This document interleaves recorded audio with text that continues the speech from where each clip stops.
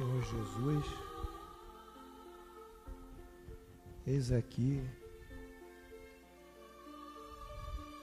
todos nós presentes a evocar o vosso nome como nosso modelo e guia e, sobretudo, de nosso Pai comum, Deus Todo-Poderoso. Pedimos, juntamente com os espíritos que acompanham esse trabalho, abençoe a nossa aula, abençoe os alunos, a todos que estão aqui presentes e, por extensão, as suas familiares e as pessoas que eles mentalizem. Dai-nos a vossa proteção e faz o nosso trabalho correr com normalidade. Assim, em vosso nome e em nome de Deus Todo-Poderoso, damos por aberta nossa aula no dia 30 de setembro do ano 2013, pela graça de Deus. Assim seja.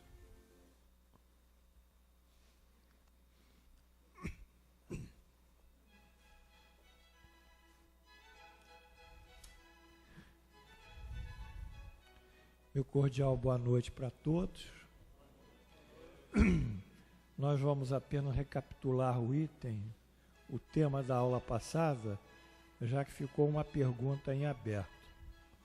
Na aula passada, nós estudamos a encarnação nos diferentes mundos. Vou mandando, Vanderlei? Bem? Então aqui, esse gráfico aqui, Vanderlei. Então nós vimos que a Terra, os espíritos que aqui encarnam, podem reencarnar para outros mundos, mais evoluídos, menos evoluídos, dependendo do grau de evolução deles mesmos. Às vezes vão para mundos menos evoluídos como uma expiação. Vimos também que espíritos de mundos mais evoluídos podem vir para a Terra, em regra geral, para acelerar o progresso da Terra, seja material e seja, sobretudo, moral. Enfim, são esses trajetos. E vimos também que espíritos menos evoluídos também podem migrar para a Terra na medida em que ganharam um merecimento. Porque na criação de Deus, tudo é merecimento, tudo é o conhecimento e tudo é o esforço que o espírito faz para se melhorar. Então isso foi na aula anterior, a chave. Vamos lá, Vanderlei. Vimos também que o espírito, que nós chamamos a fase de humanização, é quando ele se torna efetivamente um espírito, é quando ele apresenta a consciência do futuro, tem a capacidade de discernir entre o bem e o mal e tem a responsabilidade dos seus atos. De posse da consciência do futuro, da diferenciação do bem e do mal e da responsabilidade dos seus atos, ele pode então exercer o seu livre-arbítrio.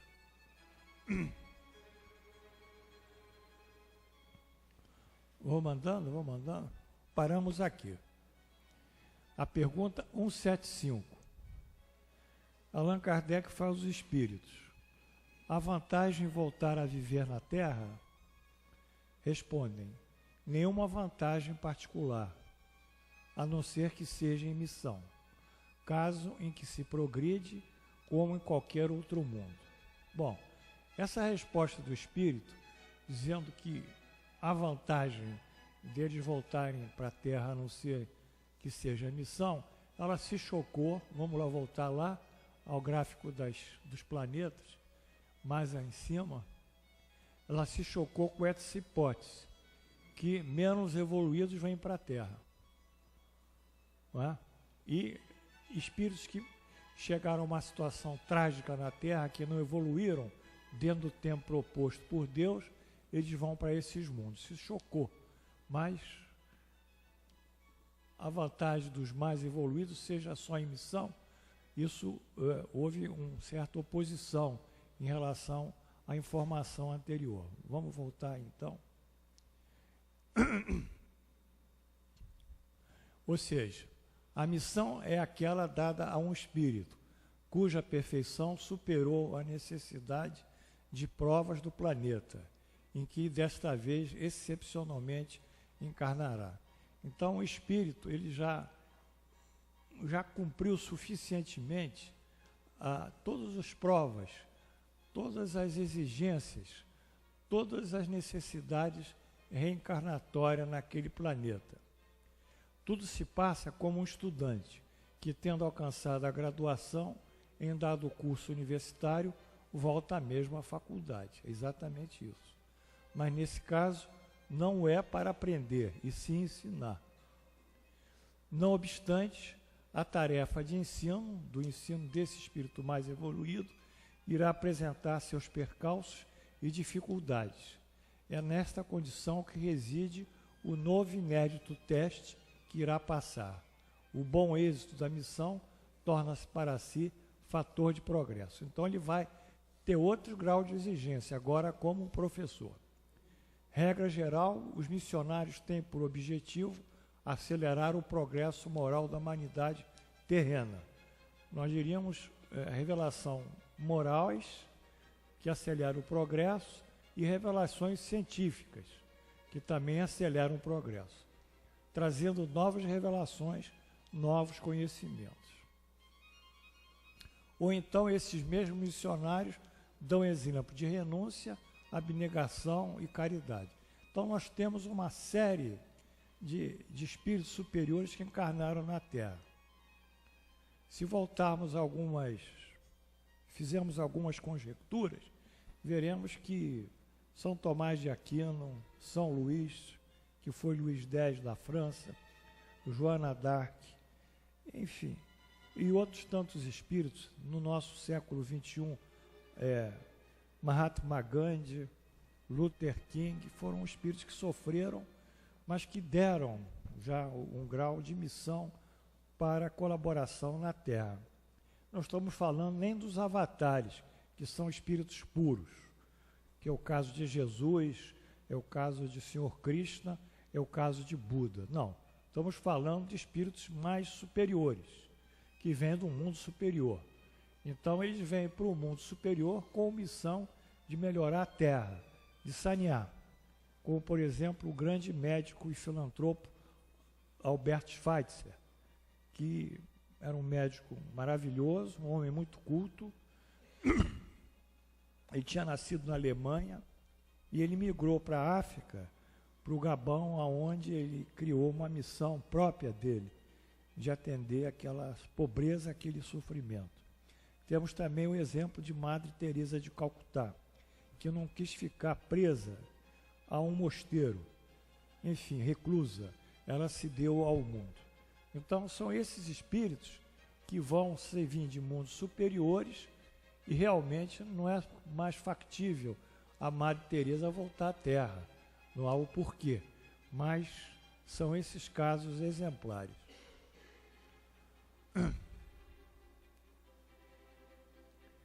A pergunta, ainda comentário dessa pergunta, o Espiritismo é uma revelação, como nós falamos lá, revelações morais, aqui a doutrina espírita, né? Porém de caráter coletivo. A doutrina não teve alguém que a pudesse representar. Não é? Por quê?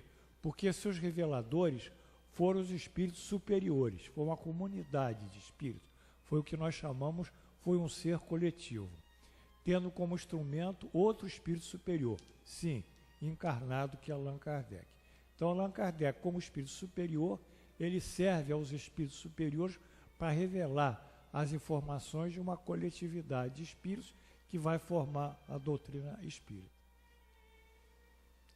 Então Allan Kardec pergunta se o espírito, para ele, não seria melhor continuar como espírito, a vez de desencarnar? Não.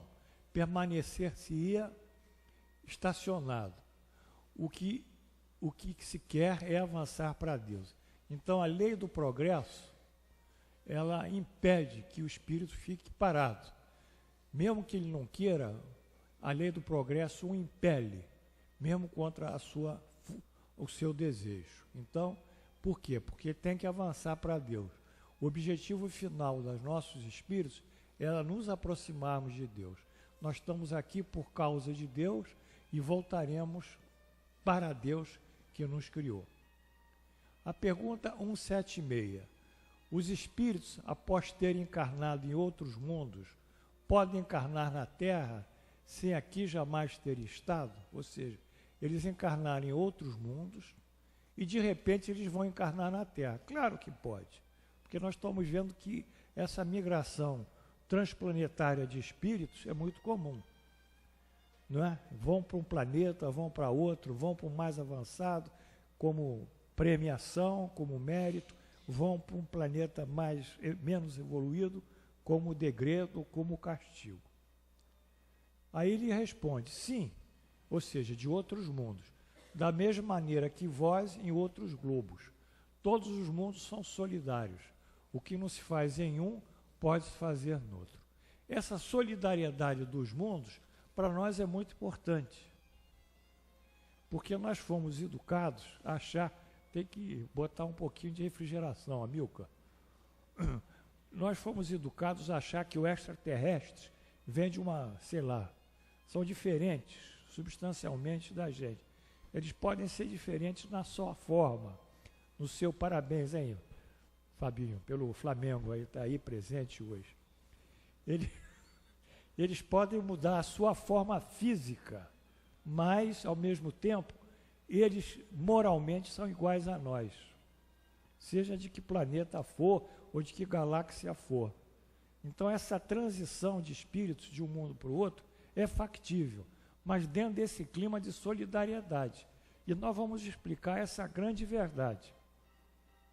Porque eu tenho escutado algumas pérolas preciosas, dizendo que o Espiritismo não acredita em extraterrestres, não sei o quê. O Espiritismo firma a existência dos extraterrestres. Firma, ao contrário.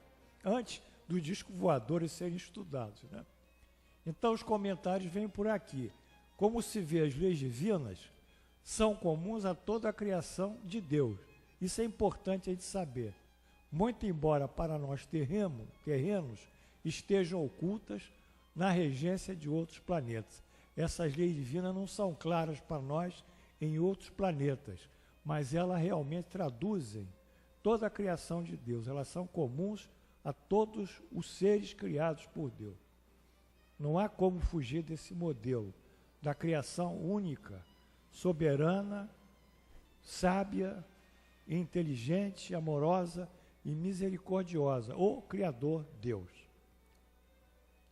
Aliás, esse fato, que eu estava comentando agora, passa habitualmente desapercebido pelo homem comum, que na sua pobreza ideativa, nós, julga outros mundos terem outro tipo de regência diferente da Terra, como se neles houvesse um outro Criador, não Deus. Então nós estamos acostumados, pelos filmes que aparecem, pela literatura, que os extraterrestres são diferentes da gente. Eles devem ser diferentes no sentido físico, mas no sentido moral não podem ser. Aliás, o que interessa é ser físico? Deus vai criar cada um de acordo com o seu ambiente, sua atmosfera de vida.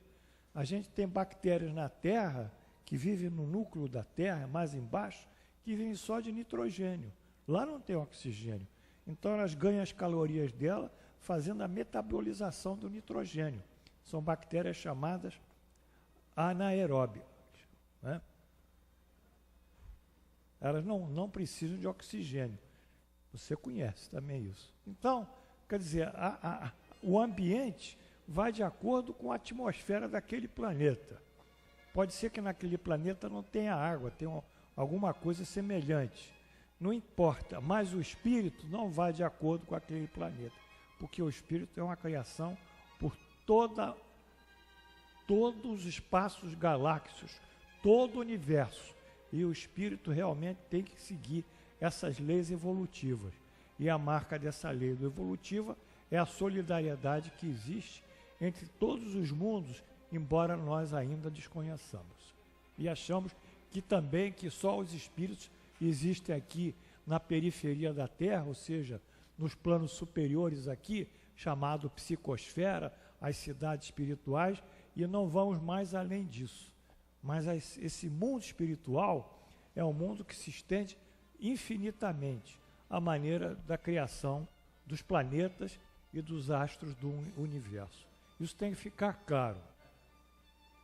Porém, a partir da concepção de Deus único, soberano e de infinita inteligência e infinito amor, desaparecem as dúvidas relativas aos outros mundos, no que tange a parte moral.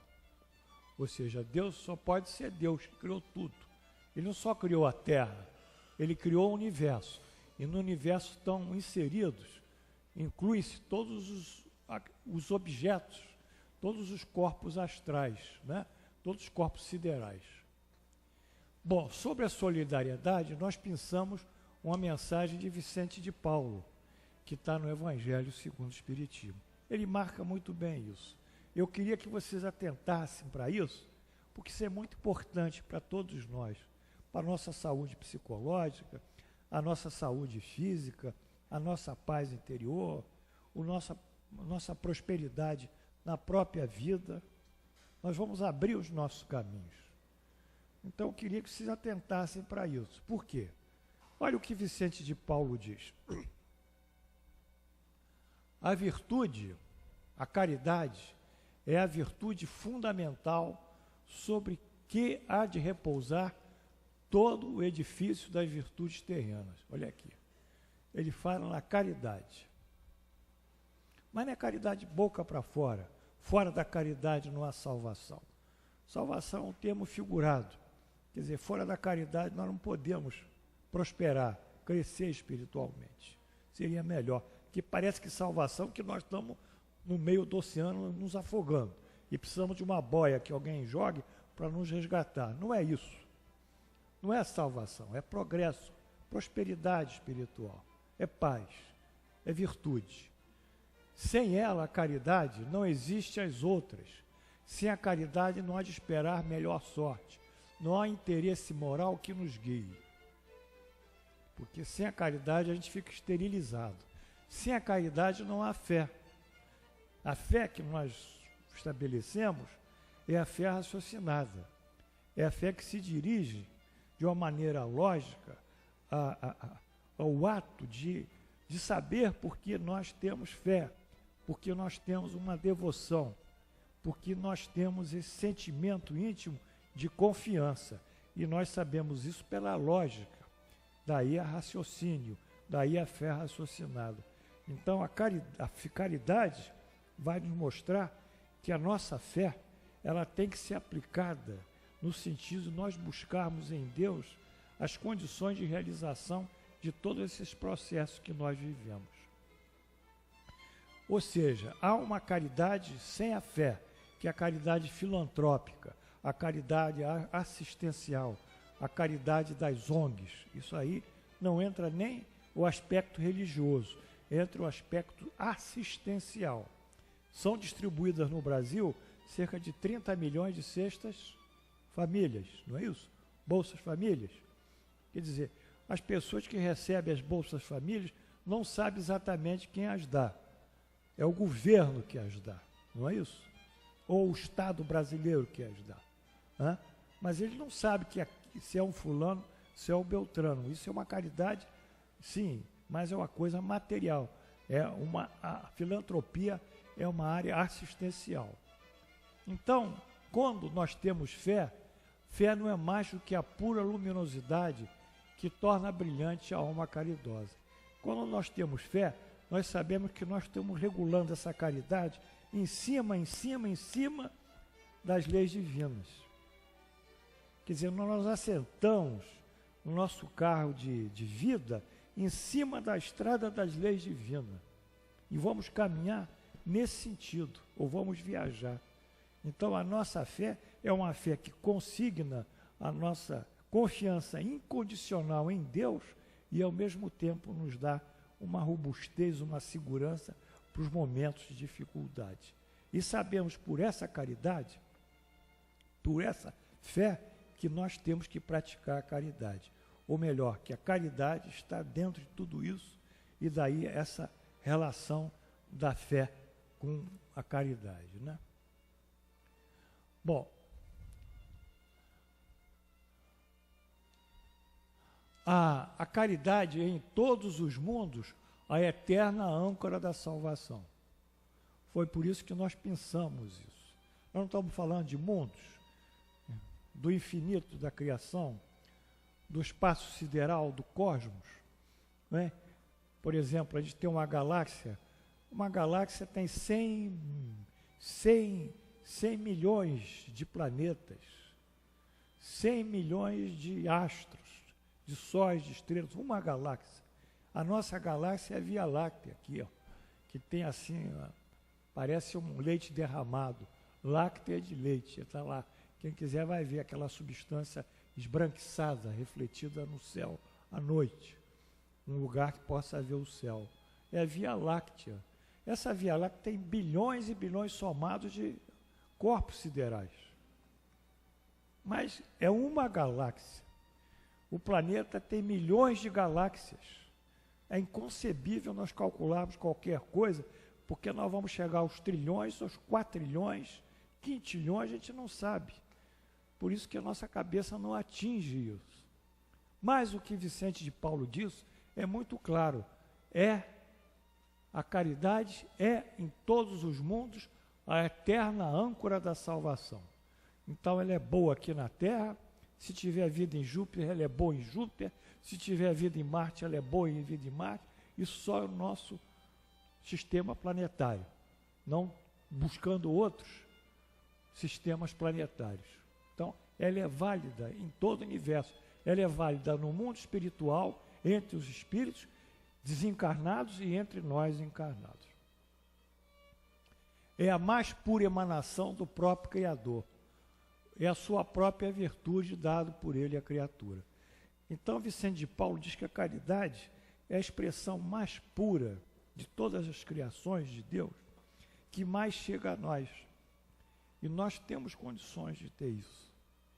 Por isso, todos os indivíduos que crescem espiritualmente, eles chegam a um denominador comum, que é o quê? Ser um instrumento de Deus. Ou seja, como Jesus disse já, Pai, faça-se a tua vontade e não a minha. Ele não quis questionar nada a respeito do que passava pelos seus sofrimentos. Faça-te a vontade, a tua vontade. Então, quando nós entendemos esse processo da caridade e enchemos o nosso ser espiritual de amor, ou o nosso espírito, então nós buscamos servir. Ou seja, e servir é ser instrumento de Deus. É servir pela prece, servir para ouvir alguém, só ouvir, servir tendo paciência, só ter paciência, deixar a pessoa falar, ou a pessoa errar e tentar sempre ajudar e corrigir, servir realmente praticando bem, efetivamente, e servindo da assistência material. Só que o indivíduo que tem a caridade, ele dá aquela assistência material com o sentimento de amor, enquanto que não tem a caridade, faz daquilo uma ação mecânica. Então, nós queríamos dizer dessa solidariedade que há em todos os mundos e que essa solidariedade, que a caridade é a eterna âncora da salvação. Aí nós comentamos, a caridade em todos os mundos, a eterna âncora da salvação. É a confirmação das leis divinas morais serem comuns a todo o universo. Está claro isso para nós? Ficou claro? Então nós não somos seres excepcionais, nem os seres de outro planeta são excepcionais. Nós temos que vibrar com amor, independente de onde nós nos encontrarmos, né? Encarnados. Ele estabelece também a lei da solidariedade, que é uma decorrência das leis divinas, igualmente comuns a todo o universo, já que sem solidariedade não há caridade. Tudo vai de encontro à resposta do espírito comunicante. Nós não podemos ser caridosos sendo egoístas, podemos? É impossível, porque a antítese da caridade é o egoísmo. Nós não podemos, não há compatibilidade entre nós sermos possessivos, sermos ciumentos, não é? Sermos indivíduos voltados para o nosso ego e praticarmos a caridade. Essa caridade é uma falácia, é uma ilusão que o indivíduo está fazendo. Ele está julgando que pratica a caridade, mas a grande caridade que ele pode fazer é a sua modificação moral transitada para o bem do próximo. Isso ele ainda não fez. Então ele vai ficar 20 anos dando passe na filha do Papa Passe, primeiro, segundo, terceiro, o 20º, vai ficar 20 anos trabalhando no centro espírita e não vai entender o que realmente é o processo que o Espiritismo nos oferece. Independente do centro ou do não centro, não importa, que a nossa existência é que tem que ser modificada. Então, eis aí o princípio da solidariedade. Aí, mais uma pergunta de Allan Kardec. Assim existem homens que estão na Terra pela primeira vez? Há muitos, em diversos graus. Realmente, isso não é grande coisa. Bom, como anteriormente se estudou, este não deixa de ser um fato comum em razão das necessidades evolutivas dos espíritos. A Terra, na medida de sua destinação, constitui habitação de espíritos. É ótimo sítio para aqueles submetidos a provas de toda espécie. Nós vimos que os espíritos comparam a Terra como um grande, não, Allan Kardec compara, como um grande presídio, como um grande hospital, como um grande lugar de sofrimento, como os doentes têm no hospital, ou de correção das suas penas, como os presidiários o fazem. A Terra é um lugar propício para esse tipo de espírito ainda, que precisa passar por esses percalços. Então a sabedoria divina faz esses espíritos como nós encarnar nesse planeta tão complicado, tão difícil, mas que é importante essa complicação e essa dificuldade para a nossa própria evolução espiritual. Pode-se reconhecer por um sinal qualquer quando um espírito encontra-se pela primeira vez na Terra? Aí o Allan Kardec fazendo uma pergunta ingênua. E o espírito simplesmente responde: isso não tem nenhuma utilidade. Bobagem. Ele respondeu. Foi até delicado. Ele disse: você nem devia ter feito essa pergunta. Qual é? Interessa. Então, nós vimos aqui, na aula passada, a reencarnação ou a encarnação dos espíritos em outros planetas. E vimos que tudo isso transita numa lei comum. E que um espírito pode encarnar na Terra, como pode encarnar em outro planeta, como pode vir de outro planeta para cá. Bom, essa foi a aula passada. Vamos à aula de hoje. A capa, por favor.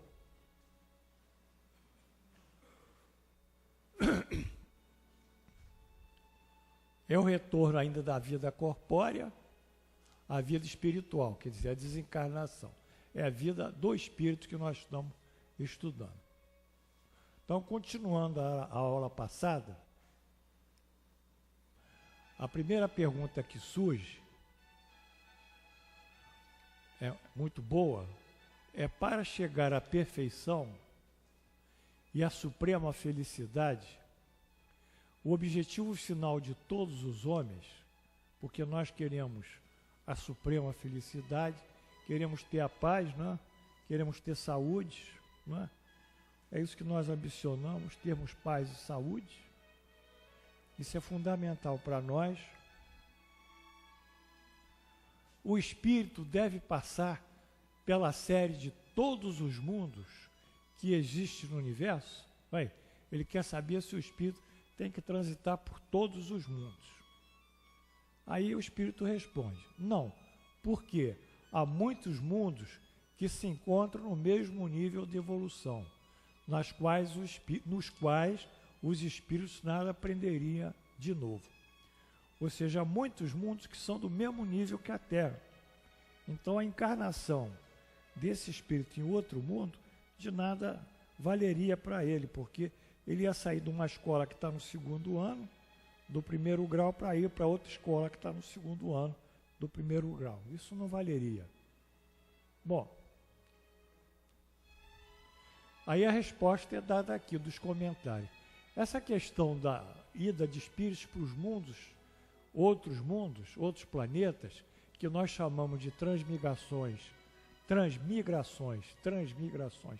Allan Kardec dá esse nome, planetárias, já foi abordada nas perguntas 173 e 174, que nós vimos na aula passada. Bom, aí Allan Kardec faz outra pergunta. Como se explica, então, a pluralidade de sua existência no mesmo globo? Quer dizer, como é que se explica que o espírito ele sai da Terra, vai para o mundo espiritual, uma cidade, tipo o nosso lar, que é uma cidade apenas de transição, fica um tempo lá, volta para a Terra, encarna, sai da Terra, desencarna, volta outra vez para uma cidade talvez um pouco melhor que o nosso lar, volta para a Terra e fica nesse círculo fechado de encarnação. Bom, aí o espírito responde. O espírito, em cada reencarnação, pode se encontrar em posição diferente das anteriores, o que irá constituir em novas oportunidades de adiantamento.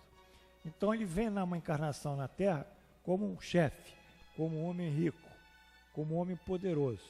Na outra ele vem como um sujeito pobre, humilde. Na outra vem com outra função, com um homem que dirige muita gente. Na outra ele vem como subalterno. Enfim, é essa competência das encarnações em diferentes qualidades espirituais, no caso sociais também, é que vão dando ao espírito o burilamento dele e o trabalho. É por isso que há desigualdade da riqueza na Terra. Porque a desigualdade da riqueza é fruto de quê? Da capacidade dos espíritos, da aptidão dos espíritos, da competência, da capacidade também em preservar aquilo que eles ganharam, enfim, e de saber gerir isso com muita inteligência e muita sabedoria. Então, o mundo está sim combalido, porque a desigualdade e a riqueza não é um problema político-social, é um problema espiritual, porque se nós distribuíssemos, como Allan Kardec diz, igualmente, por todos os cidadãos do mundo, a riqueza que tem hoje, figuremos lá uns 4, sei lá, N quatrilhões de dólares, ou quintilhões de dólares, mas uns 4 trilhões, sei lá. Então, essa riqueza toda distribuída pelos bilhões de habitantes, em 2 tempos ela já seria movimentada num outro sentido, porque o mais competente, o mais habilidoso, o mais determinado, o mais trabalhador já tiraria naturalmente esse dinheiro daquele outro que é preguiçoso, que é ocioso, que é um indivíduo incompetente. Então, essa desigualdade e riqueza e esse desequilíbrio socioeconômicos são função não só de uma política, da ausência de uma política econômica, isso a gente tem que entender, o país não sabe conduzir o processo de aquisição de riqueza, formar jovens para que produzam com o seu conhecimento uma elevação na nossa sociedade, mas ao mesmo tempo também decorre da inabilidade e das diferenças inatas em cada espírito que aqui encarna. Bom,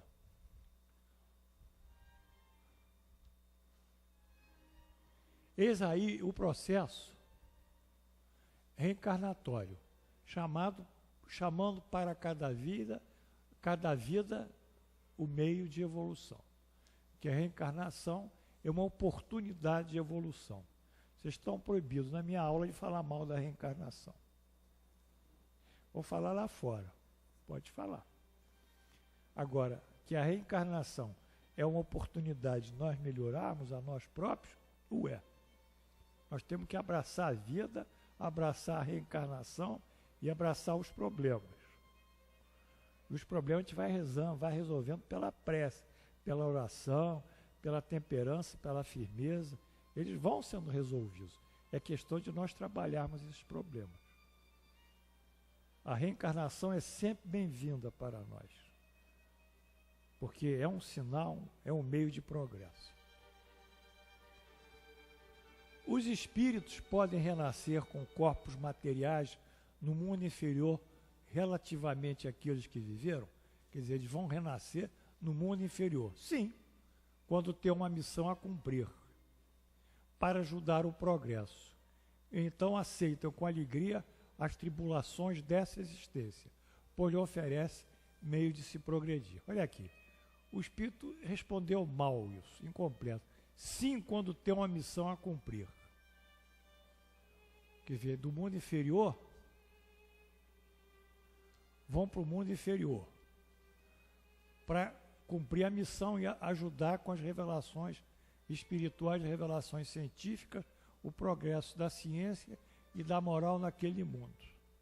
É uma missão.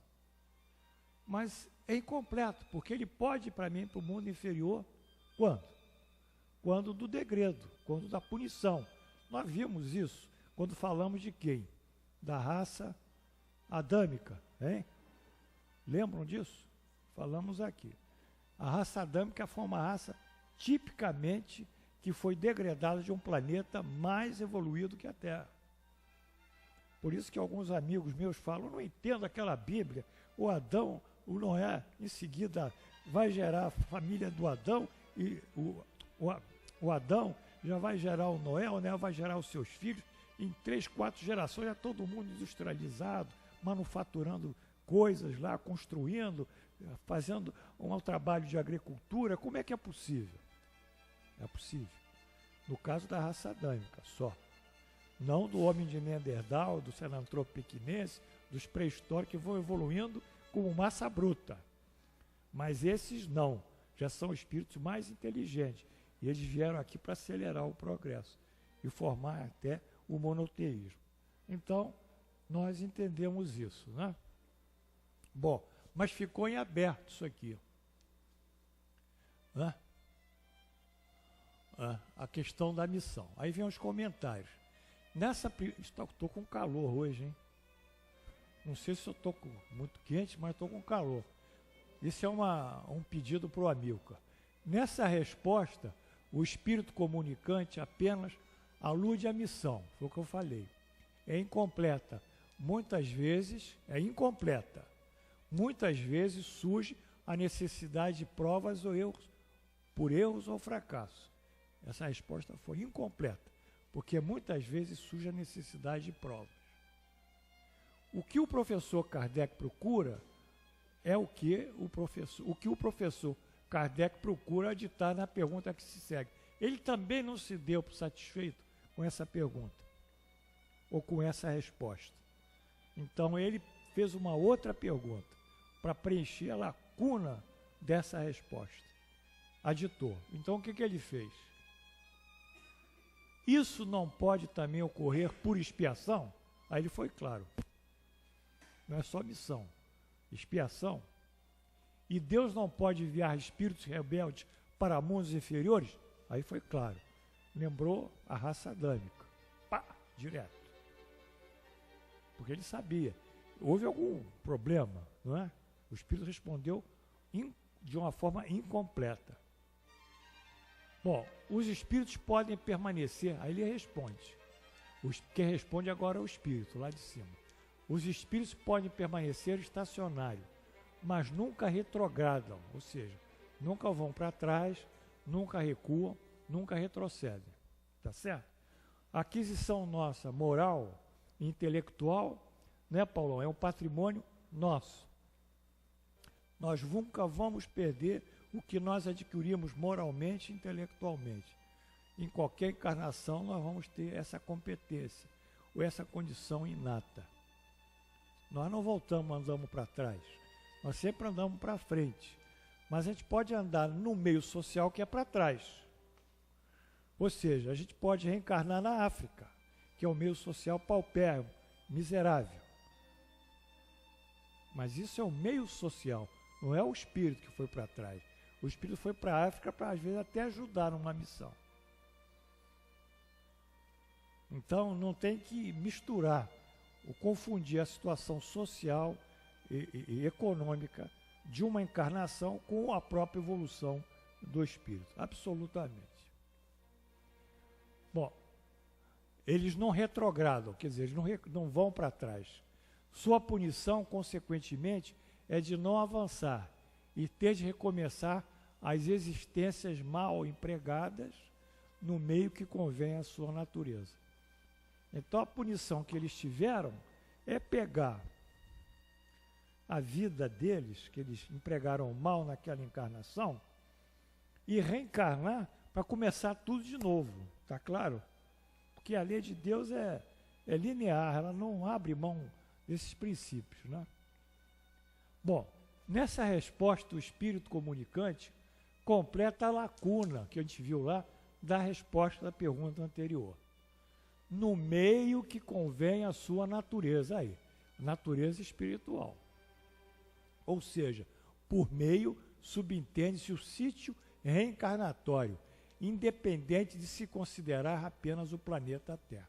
É o sítio reencarnatório. De fato, o que convém, isto é, segundo a lei da causa e efeito.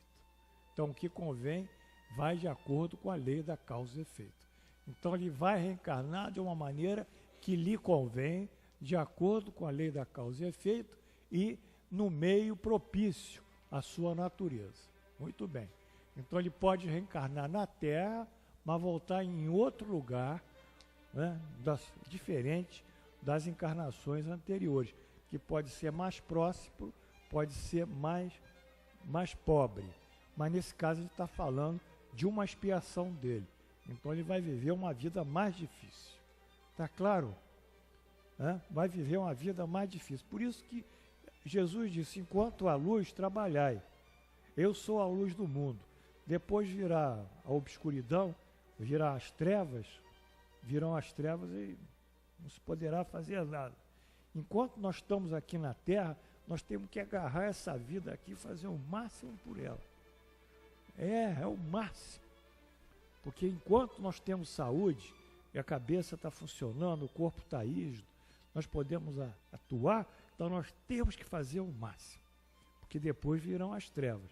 Virá a senectude, virão as doenças da velhice, hoje a gente chama a quarta idade, que são os 80 anos, mais terceira idade, acima dos 80, basicamente. Enfim, virão inexoravelmente. E depois virá a morte, também inexorável. E nós estaremos lamentando as oportunidades perdidas. Aí não dá. Ele vai recomeçar. Quais os que devem recomeçar a mesma existência? Quem é que deve começar onde parou, naquele ambiente ou naquela circunstância, como espírito reencarnando? Os que faliram em suas missões ou em suas provas. Vamos estudar um pouquinho isso aqui. Agora a resposta é mais clara possível. Os que faliram, aqui, faliram.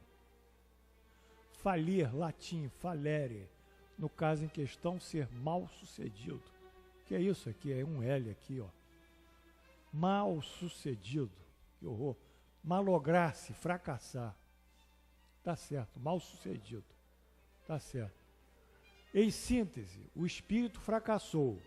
Foram maiores as tentações, 2 pontos. A sedução pela matéria do que sua própria temperança, autocontrole e resistência. As tentações e a sedução pela matéria dobraram aquele espírito. Tá? Tá errado ali? Tem um erro no mal sucedido? Vamos ver. Isso foi lá do livro dos Espíritos, tem que ver. Bem, então, o que importa aqui é que se parou, vai ter que recomeçar. E às vezes ele falha, porque é dada uma oportunidade muito grande para ele. Dizem que quer conhecer uma pessoa, dele o poder. Vocês conhecem essa frase? Quereis conhecer uma pessoa, dele o poder. Eu estou aqui no Frei Luís, ainda tinha cabelo assim, bem pretinho, como o Fábio, bem, 30 e poucos anos, numa boa. Aqui nessa mesa. Trabalhei muitos anos nessa mesa aqui. Eu vi muitas pessoas entrarem e saírem, e quando a gente dava um lugar aqui para sentar e falar, pronto, inchava, ficava cheio, parece que tinha o dom do mundo, Era uma coisa tão simples levar a comunicação às pessoas de maneira clara, objetiva. Aí era um negócio barroco, rococó, a retórica dele, toda virada. Depois acabava, se achava o chefão. Então, nada disso. Eu vi muita gente subir e descer. Dá o poder, aí ele mostra quem ele é. Se ele está lá por baixo, você vai dar o poder, ele não vai dizer, se ele está lá por baixo, não tem o poder, ele não vai poder expressar quem ele é. Mas você dá o poder, aí ele vai mostrar quem ele é. Então, são as faltas que o espírito comete durante o processo reencarnatório. É a sua falência. Bom, em síntese, o espírito fracassou. Nesse sentido, cabe aqui reproduzir-se a comunicação de São Luís encontrada no Evangelho segundo o Espiritismo. E nessa comunicação, São Luís vai falar sobre a encarnação. E a gente vê que está no nosso Evangelho. Merece estudo, né, Valtir? Será que estudam? Hein? Estudam? Bom, você é otimista. Pergunta a São Luís: é um castigo a encarnação e somente os espíritos culpados estão sujeitos a sofrê-la? Então, Allan Kardec ele bate de frente. É um castigo? E só os espíritos culpados, olha só que tragédia para aquele espírito, estão sujeitos a sofrê-la? Aí São Luís responde: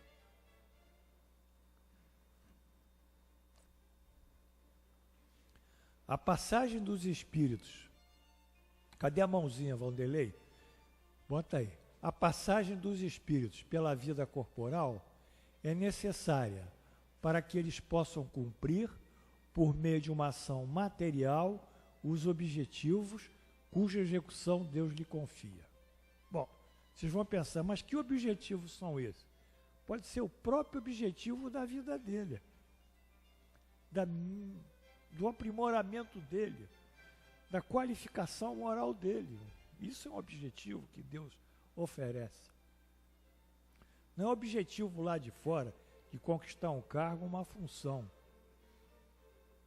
É um objetivo mesmo pessoal, depende do que Deus propõe. Então ele tem que cumprir esses objetivos. E só pode fazê-lo através da encarnação. É-lhes necessária a encarnação a bem deles, visto que a atividade que são obrigados a exercer lhes auxilia o desenvolvimento da inteligência. Também é outro lado positivo. Eles vão ficando mais capacitados. Sendo soberanamente justo, Deus tem de distribuir tudo igualmente para todos os seus filhos, não é? Então, aí Deus não vai dar mais a um e menos a outro. Isso é impossível. Assim é que estabeleceu para todos o seu ponto de partida, a mesma aptidão, as mesmas obrigações a cumprir e a mesma liberdade de proceder. Então, todos têm como ponto de partida a mesma aptidão. E o que é essa mesma aptidão? São as obrigações que devem cumprir e a liberdade de proceder, ou seja, as obrigações a cumprir consoante as leis divinas e a liberdade de proceder consoante o livre-arbítrio. Então, todos estão sujeitos às leis divinas e à lei e ao exercício do seu livre-arbítrio. Qualquer privilégio seria uma preferência, uma injustiça. Mas a encarnação para todos os espíritos é apenas um estado transitório. Aí São Luís é claro, a encarnação para nós é uma transição entre uma situação pré-encarnatória, reencarnatória menos evoluída, para uma situação pós-encarnatória mais evoluída. É apenas uma transição, um percurso curto que nós cumprimos num período de anos na vida, para nos aprimorarmos. É uma tarefa que Deus lhe impõe. Impõe, não é a consulta, é uma lei, é a imposição da lei. Quando iniciam a vida como primeira experiência do uso que farão do seu livre-arbítrio. Então nós dissemos que lá em cima, quando eles começam, eles já têm a consciência de Deus, a consciência da vida futura, a diferenciação do bem e do mal, e são consequentes. Quer dizer, eles sabem que as suas ações vão gerar algum efeito, seja um efeito no bem, seja um efeito no mal. É a fase de humanização, em que se estabelece o espírito. Então, para que essa fase exista e prospere e desenvolva, ele vai ter que exercer o livre-arbítrio após essa primeira experiência. Os que desempenham com zelo essa tarefa transpõem rapidamente e menos penosamente os primeiros graus da iniciação, e mais cedo gozam o fruto dos seus trabalhos. Os que, ao contrário, usam mal da liberdade que Deus lhe concede, retardam sua marcha, e tal seja a obstinação que demonstram, podem prolongar indefinidamente a necessidade de encarnação. É quando se torna um castigo. Realmente. A gente vai ver isso. Depois do indivíduo ser obstinado no mal e não ceder, ele vai ter que repetir as provas reencarnatórias, as provas, repete, e aquilo já vai lhe dando um peso, já vai lhe dando, é um castigo. Mas a encarnação não é um castigo, é uma oportunidade de evolução, em que Deus estabelece para nós os seus objetivos. Bom, comentando essas informações de São Luís, que ele diz, por meio de uma ação material, os objetivos cuja execução Deus lhe confia. Aqui São Luís revela o mundo material que o espírito deve compulsoriamente encarnar, em oposição ao mundo espiritual, na qual ele teria que mais liberdade de viver. Como primeira experiência do uso que farão do livre-arbítrio, a chave lhe foi dada por Deus, por espírito. Tudo depende agora como fará uso dessa liberdade, após aberta a porta. Retardam sua marcha e, tal seja sua obstinação que demonstrem, podem prolongar indefinidamente a necessidade de encarnação. É quando se torna um castigo. O castigo advém do próprio livre-arbítrio do espírito. Está claro isso? O castigo advém do próprio livre-arbítrio do espírito. A forma que se desenvolve é a de repetir tantas vezes quanto necessária as mesmas provas, até alcançar pela superação a libertação delas. Aí é um castigo. Então, nesse quadrinho aqui, nesse esquema, temos o sujeito tem o livre-arbítrio, ele encarna, aí ele fracassa num dado objetivo. Aí repete pela primeira vez, reencarnando. Fracassa. Aí, na segunda encarnação, repete outra vez. Aí fracassa. Aí repete outra vez. Vamos? E repete N vezes, está aqui.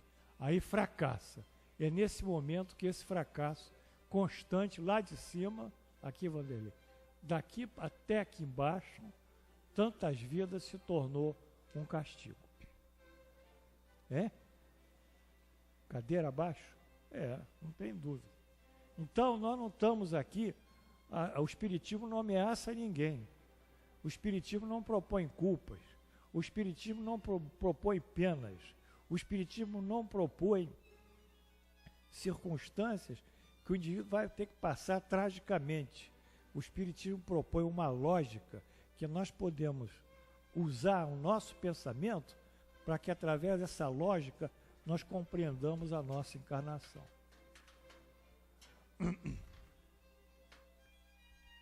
Enfim, eis aí a lógica. A lógica está no nosso livre-arbítrio. Está na consonância, na correspondente existência das leis divinas. Está também como justiça divina, na sua expressão mais próxima de nós, que é a lei da causa e efeito. Enfim, o Espiritismo nos dá liberdade.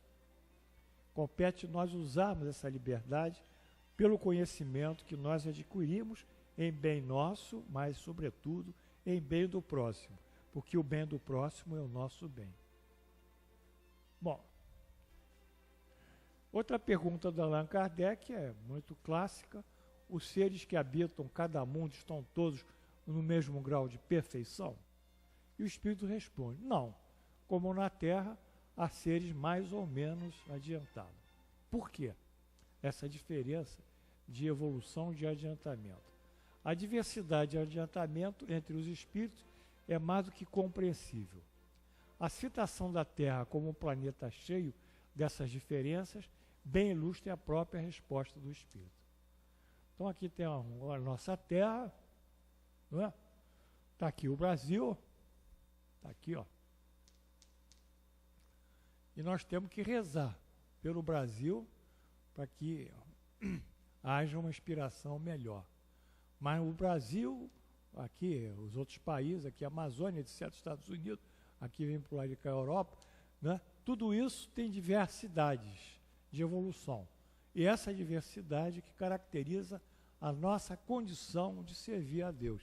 Porque nós não podemos servir a seres superiores que nós e nem a seres que não podemos servir a seres superiores que nós. Nós temos que servir nessas diferenças que existem. Bom, aí fica claro. E por que disso?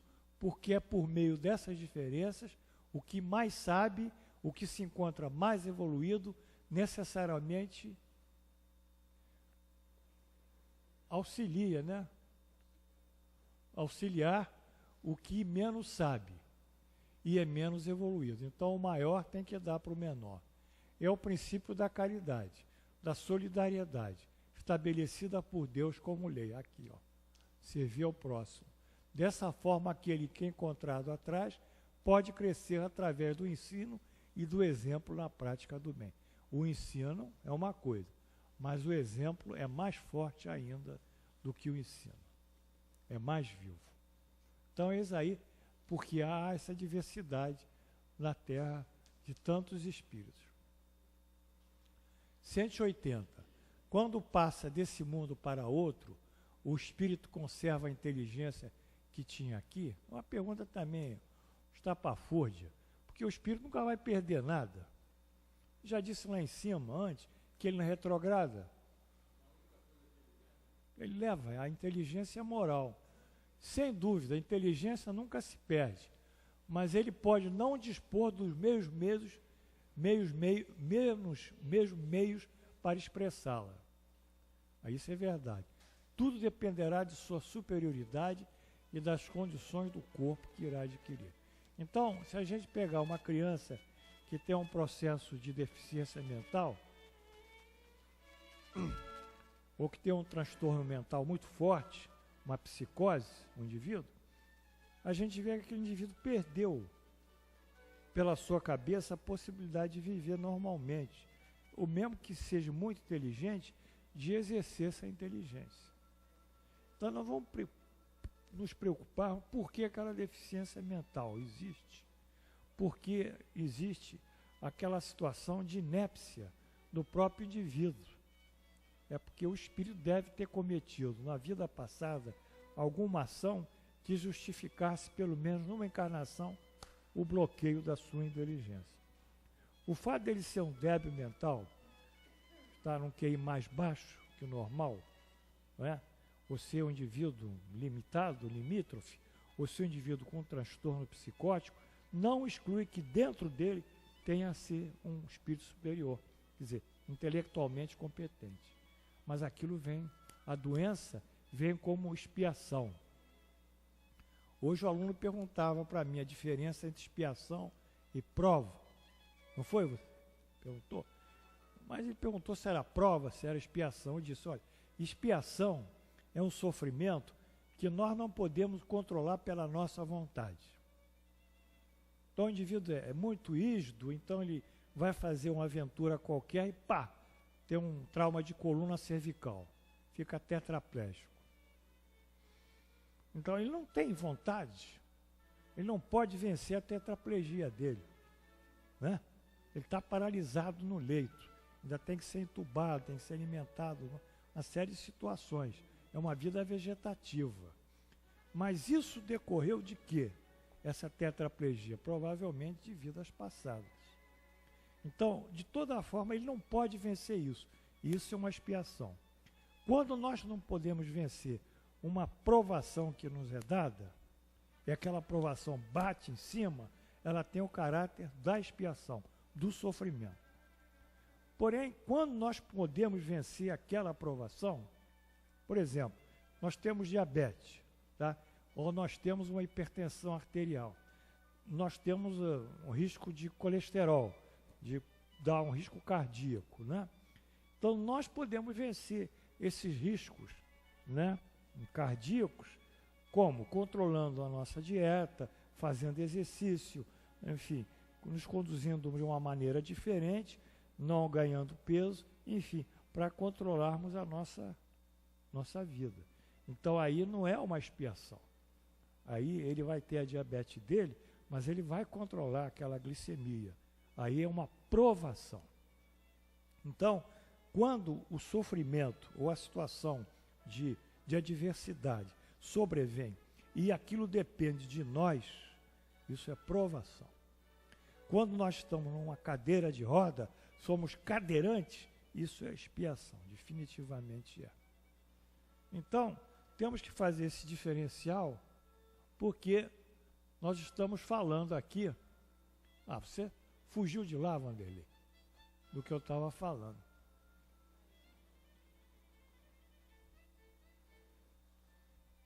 A inteligência nunca se perde, mas ela pode não dispor de meios para expressá-la.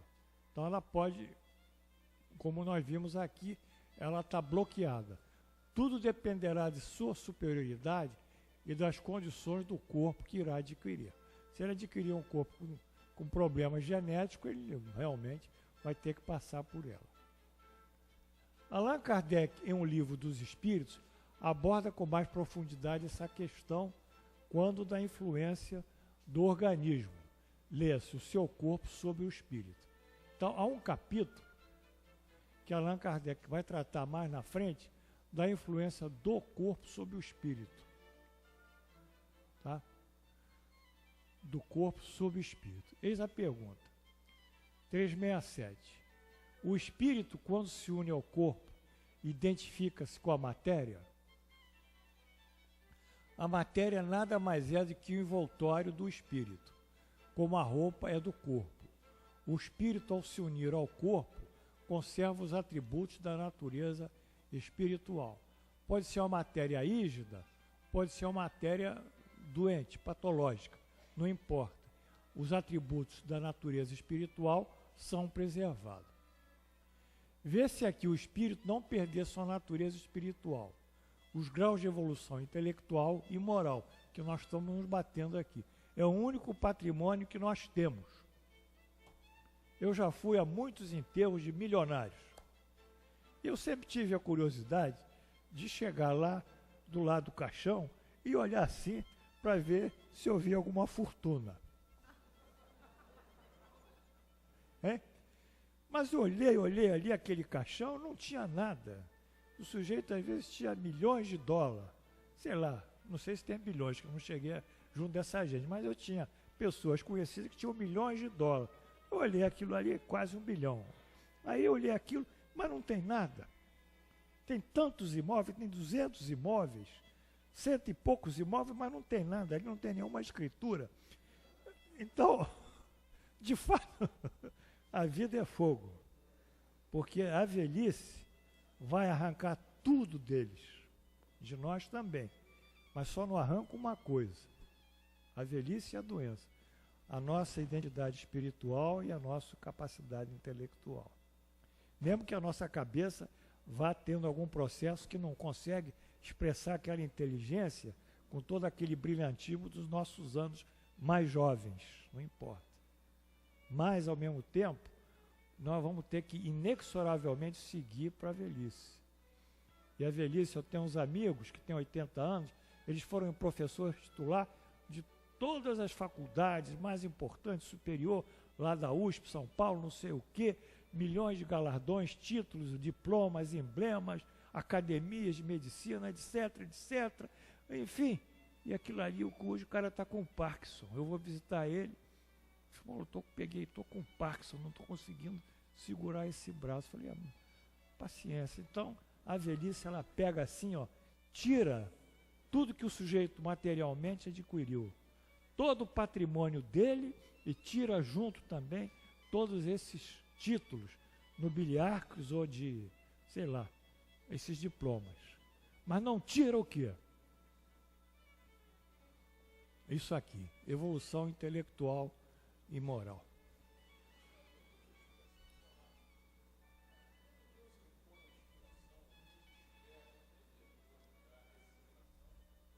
Não, isso depende do espírito. Cada espírito vai reagir de acordo com a sua evolução. Deus não espera, Deus é linear nas coisas dele. É assim que eu sinto. Ele deixa para nós resolvermos. Ele nos dá o livre-arbítrio. É? Não, isso é conosco. Cabe você lutar, porque se você tem a doutrina, você sabe que a revolta que você tem contra a dor, em última análise, é uma revolta contra a lei divina, que gerou essa dor. Em última análise, essa dor é uma criação de Deus. Então, em última análise, você é um revoltado contra Deus. Isso é péssimo. É péssimo. É péssimo para o indivíduo. Bom, a pergunta seguinte esclarece melhor essa questão. É aqui a gente vai terminar a aula. O espírito pode exercer todas as suas faculdades após unir-se ao corpo? Todas. O exercício das faculdades depende dos órgãos que lhe servem de instrumento. A grosseria da matéria os enfraquece. Quer dizer, ele não pode exercer as suas faculdades todas quando encarnado, porque ele vai depender dos órgãos de senso-percepção da própria matéria nossa, a matéria biológica. Portanto, conclui-se que o tipo de corpo material utilizado pelo espírito, o corpo material, e isso pode variar de um mundo para o outro, restringirá ou conferirá liberdade ao espírito. Tudo dependendo da aqui dita grosseria da matéria, que ele respondeu, e que deve ser definida de acordo com a linguagem científica, como densidade da matéria. Depende da densidade da matéria que ele tiver, o planeta, etc. e tal. Então vamos terminar só com esse gráfico aqui, que é grau de expressão do espírito. Pode subir, Vanderlei? Olha aqui. Aqui ordenado ou abscissa? Ordenado. E aqui? Abscissa. Então, nessa ordenada aqui está faltando uma coisa aqui, Vanderlei. Não tem mais, não? Sumiu? Então, sumiu. Aqui seria a expressão dele. O grau de expressão dele. E aqui seria a densidade da matéria. Olha, quando a matéria é muito densa, tem um valor 100, ele só exprime 20 da capacidade dele. Quando a matéria cai na sua densidade, ele exprime 50. Quando a matéria chega a 50, ele consegue exprimir 60 da sua inteligência e da sua percepção. Quando a matéria cai para 20, ele consegue exprimir 100. Ou seja, quanto a matéria vai caindo, a capacidade de expressão vai aumentando. Então, o grau de expressão do espírito, né, é inversamente proporcional à densidade do seu corpo material. Quanto mais materializado o indivíduo, menos a sua condição de se expressar.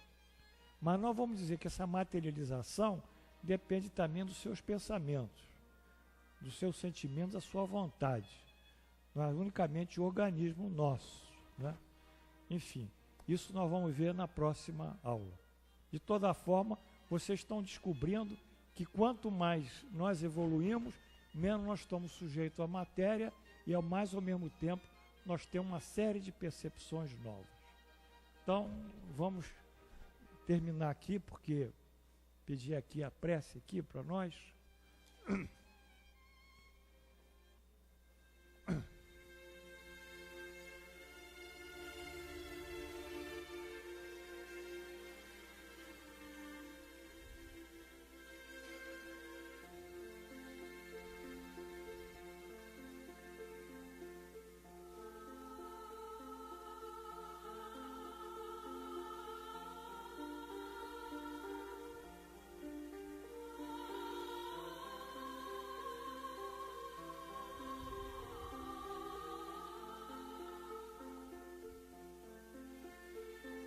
Vamos nos concentrar que tem muita gente falando. Isso quebra aqui a corrente, hein?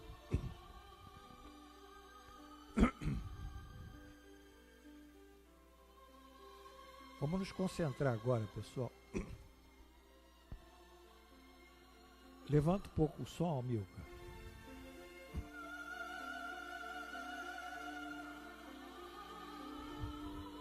Jesus, Divino Mestre, Senhor,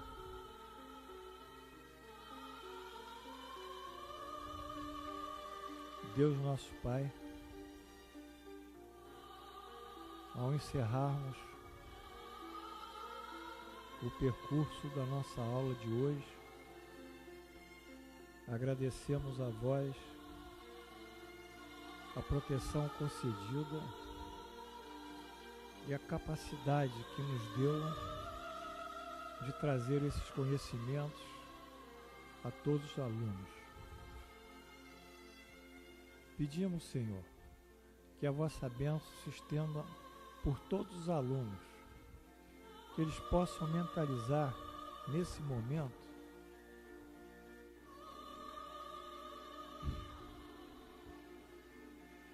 com toda a energia a presença dessa força luminosa, diamantina, que tomba sobre nós e nos revitaliza as células, os espaços intercelulares, os nossos órgãos, os nossos tecidos. Vitaliza as nossas funções fisiológicas. Senhor, dai-nos essa condição. E que essa energia que aqui cai como uma cascata luminosa, ela seja transportada para outras pessoas que aqui não vieram, ou para as pessoas que nós amamos e mentalizamos agora, a fisionomia delas, como o nosso irmão Frederico, lá na Estrada Rio Bahia, quilômetro 74.5, que está sendo ajudado agora no seu tumor abdominal por uma equipe de médicos espirituais. Também a criança que está nascendo nesse momento, filha de um amigo nosso, de uma aluna, aluno, do Marcos e da Rafaela, está nascendo nesse momento na maternidade perinatal, aqui no Rio 2, quarto 401, indo para o centro cirúrgico. Enfim, é a vida que se faz, a cura que se estabelece. É isso que pedimos a vós, para todos os alunos. Pedimos essa cura e essa ajuda para todos esses nomes que estão aqui nesses papéis de irradiação. Pedimos pelo Jorge Amaro,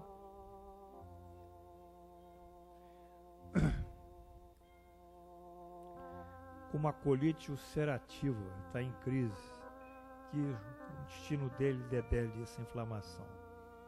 Pedimos pelo Ricardo Viana, que está no Hospital Copador, quarto 10.1016, tratamento de hepatoma, um câncer de fígado.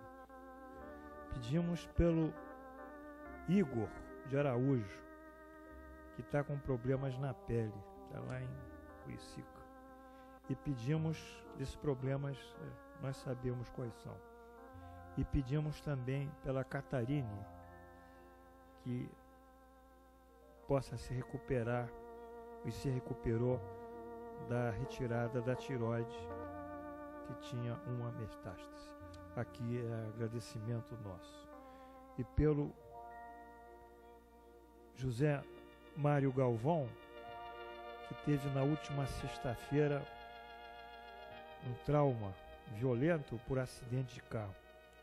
Está no leito da UTI no Hospital Pedro II. esse amigo nosso, Zé Mário é aluno aqui do nosso curso. Pedimos por esses nomes que se encontram nesses papéis e por esses irmãos que desencarnaram.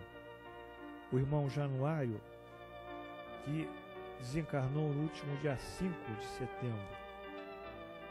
Enfim, estamos num momento aqui de comoção espiritual, no bom sentido, agradecendo a Deus tudo que nos trouxe nessa aula de hoje, toda a força que recebemos e todos os ensinamentos que foram passados, que certamente serão refletidos pelos alunos, relidas apostilas, e na próxima aula voltaremos ao nosso trabalho. Assim, em nome de Jesus e pela graça de Deus Onipotente, encerramos a nossa aula no dia de hoje, dia 30 de setembro do ano 2013, pela graça de Deus.